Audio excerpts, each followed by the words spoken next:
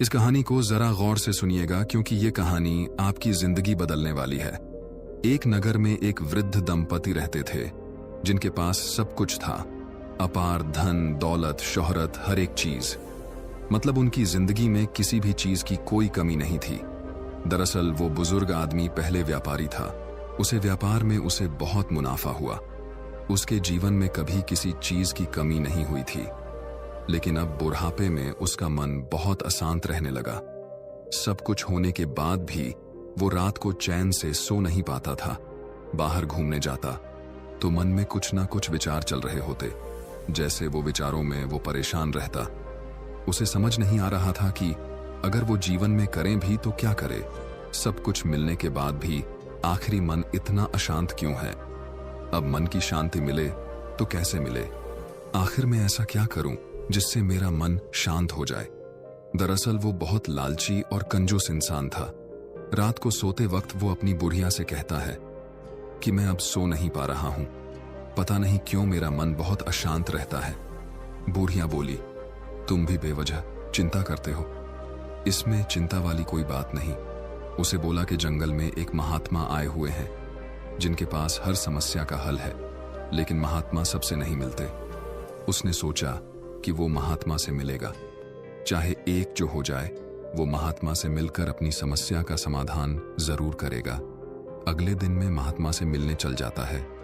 वह महात्मा के आश्रम में जाकर देखता है कि महात्मा आम के वृक्ष के नीचे शांति से बैठे होते हैं। वो उनको ध्यान से देख रहा होता कि इतने शांत, चिंता मुक्त, बेफिक्र कोई कैसे रह सकता है। वो महात्मा की चरणों में बैठकर उनको प्रणाम किया और बोला, महात्मा, अहो भाग्य, आखिर मुझे आपके दर्शन हुए। महात्मा ने बोला, बताओ तुम्हें खाने में क्या पसंद है। उसने कहा, मुझे आम खाना बहुत पसंद है। महात्मा ने उसे मीठे आम खाने को दिए। दरअसल वो आम इतनी स्वादिष्ट थे कि वो आदमी उनको खा के मंत्रमुग्ध हो गया। बोला, मैंने अपने जीवन में बहुत से आम खाए हैं, लेकिन इतना मीठा मैंने आज तक नहीं खाया। क्या आप मुझे बता सकते हैं कि यह आम का वृक्ष कहाँ मिलेंगे? मैं इसे अपने बगीचे में लगाना चाहता हूं। महात्मा मुस्कुराए और कुछ भी नहीं बोले, बस उससे पूछा, तुम बताओ तुम्हारे आने का तात्पर्य क्या है? तुम यहां क्यों आए हो? उसने कहा, दरअसल मेरे पास सब कुछ है, धन दौलत, अपार संपत्ति, हर एक चीज जो मुझे चाहिए मैंने सब कुछ कमाया है, लेकिन उसके बाद भी मेरा मन बहुत अशांत रहता है। हर समय चिंताएं घेरी रहती हैं। बूढ़े बुजुर्ग ने भारी मन से कहा, महात्मा जी, मैंने अपने जीवन में बहुत कुछ देखा और अनुभव किया है। मैंने अपने जीवन की सभी इच्छाएं पूरी कर ली हैं, लेकिन मेरे मन में अभी भी शांति नहीं है। मैं अपने जीवन के अंत में शांति चाहता हूं, लेकिन मुझे समझ में नहीं आ रहा है कि कैसे पाऊं। महात्मा ने ध्यान से सुना और फिर बोले, प्रिय मित्र, शांति एक ऐसी चीज है जो बाहरी चीजों में नहीं मिलती। यह हमारे अंदर ही है, लेकिन इसे खोजने के लिए हमें अपने मन को शांत करना पड़ता है। मैं तुम्हें कुछ सरल उपाय बताऊंगा जिन्हें अपनाकर तुम अपने मन को शांत कर सकते हो। महात्मा ने बूढ़े बुजुर्ग को ध्यान, योग, प्रकृति में समय बिताने, संगीत सुनने, सकारात्मक सोच, स्वस्थ आहार, नियमित व्यायाम, अच्छी नींद, प्राणायाम और समाज सेवा के बारे में विस्तार से समझाया। बूढ़े बुजुर्ग ने महात्मा के प्रत्येक शब्द को ध्यानपूर्वक सुना और उन्हें अपने जीवन में अपनाने का संकल्प लिया। कुछ दिनों बाद बूढ़े बुजुर्ग फिर से महात्मा के पास आए, लेकिन वह अब भी बहुत परेशान और उदास था। महात्मा को महसूस हो गया इसके जीवन में कोई परिवर्तन नहीं आया। उसने महात्मा से कहा, महात्मा, आप कहे अनुसार मैंने हर दिन ध्यान, संगीत, योग साधना कोशिश करें, लेकिन उसके बाद भी मेरे जीवन में अशांति है। मेरा मन अभी भी शांत नहीं है। मैं अब क्या करूं? महात्मा समझ गए कि इसे जरूरी एक खास तरह से इलाज की आवश्यकता है। उसने बोला, मैं जब भी सोने जाता हूं, मेरे मन में हजारों तरह का ख्याल आता है। तरह तरह के विचार आते हैं जिससे मैं और चिंतित हो जाता हूं और मैं सर दुखने लगता है। काफी दिनों से मैं से परेशान चल रहा हूं। मेरे पास अब किसी भी तरह का अब इस समस्या का हल नहीं है। इसलिए मैं अंत में थक करके मैं आपके पास आया हूं कि अब आप ही कोई इस समस्या का हल दे सकते हैं। महात्मा बोले, जरूर। इससे पहले तुम जाओ, तालाब में हाथ मुंह धोकर फिर मेरे पास आओ। वो इंसान जाता है और तालाब में हाथ मुंह धो के आता है और महात्मा के पास बैठ जाता है, लेकिन वह देखता है तो उसने कीमती वॉच पहनी थी जो तालाब में गिर गई रहती है। अब उसे चिंता हो जाता है। वो कहता है, महात्मा, मेरी वॉच कहीं तालाब में गुम हो गई, कृपा करके आप उसे ढूंढने की कृपा करें, मैं बहुत परेशान हूं। महात्मा उसे बताते हैं कि तुम्हारी हर समस्या का हल तुम्हें आज मिल जाएगा। वो कहा, नहीं, पहले मुझे मेरी वॉच चाहिए।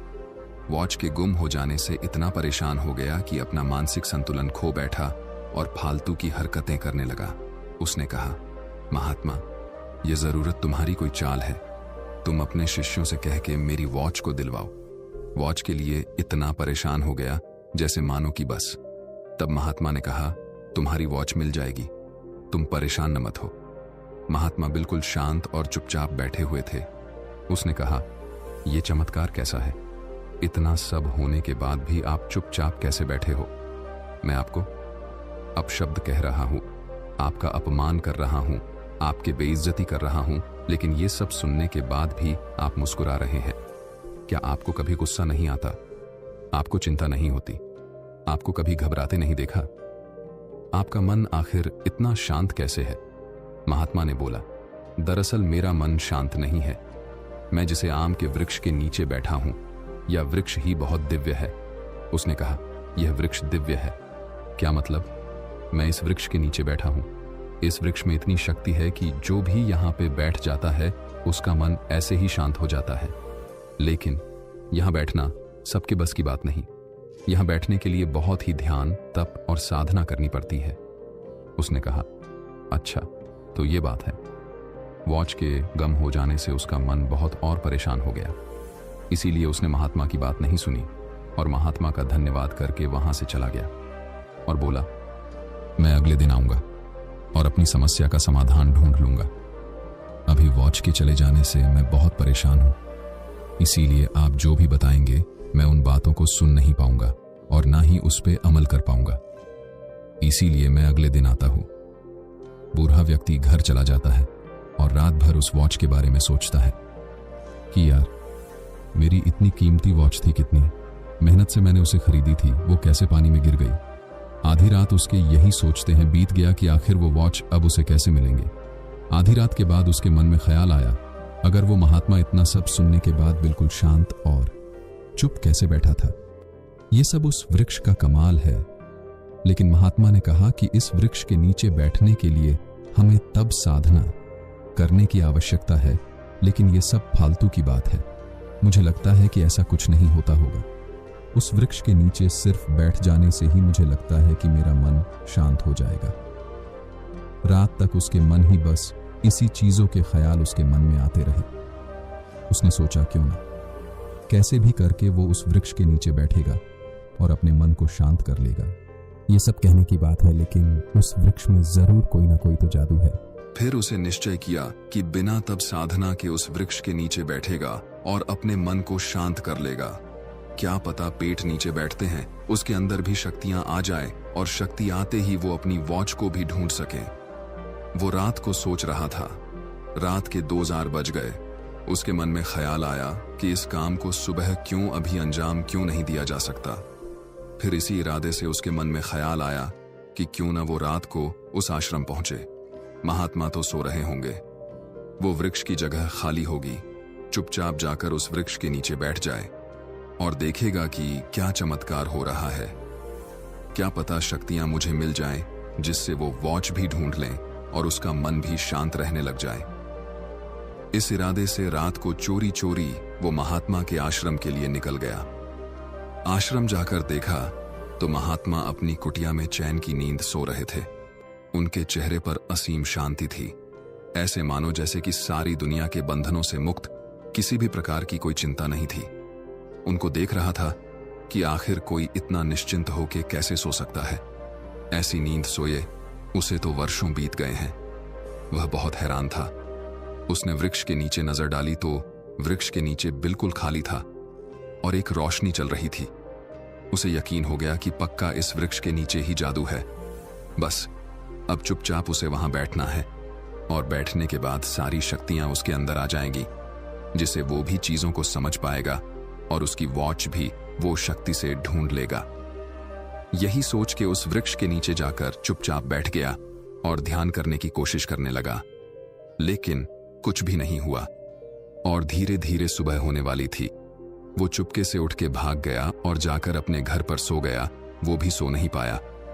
उसे तो लगा था कि उसके साथ चमत्कार होगा, उसके अंदर शक्ति आएंगी। अब वो भी अपने मन के हिसाब से रह पाएगा और उसका मन शांत हो जाएगा और वो वॉच भी ढूंढ लेगा। लेकिन सुबह उसके अंदर कोई भी परिवर्तन नहीं आया। वो वैसे का वैसे ही था।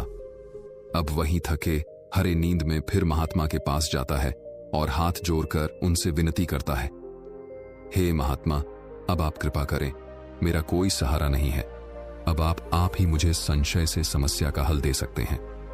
महात्मा ने कहा, क्या बात है, तुम मुझे बताओ। उसने कहा, मुझे बस इतना बता दीजिए, क्या आप इतना शांत कैसे रहते हैं? आपका मन कभी परेशान क्यों नहीं होता? आप चिंता में क्यों नहीं डूबते? महात्मा बोले, मैंने तुमसे कल ही बताया था कि इस वृक्ष के नीचे एक जादुई शक्ति है, जो इस वृक्ष को जो भी बैठता है उसके अंदर सारी शक्तियां जाती हैं। उसने कहा, झूठ, ये सब बिल्कुल झूठ बात है, इस बात में कोई सच्चाई नहीं है। उसने कहा, कैसे? मैं रात को सुबह के नीचे बैठा था, लेकिन मुझे किसी भी चीज के कोई जादुई शक्ति नहीं मिली और ना ही कोई परिवर्तन हुआ। यह सब बेकार की बात है, आप झूठ बोलते हो। महात्मा फिर मुस्कुराए। उससे सोचा था महात्मा गुस्सा करेंगे, लेकिन महात्मा कुछ नहीं बोले, उल्टे महात्मा मुस्कुरा रहा है, उसका आप मुस्कुरा रहे हैं। आपको हैरानी नहीं हुई?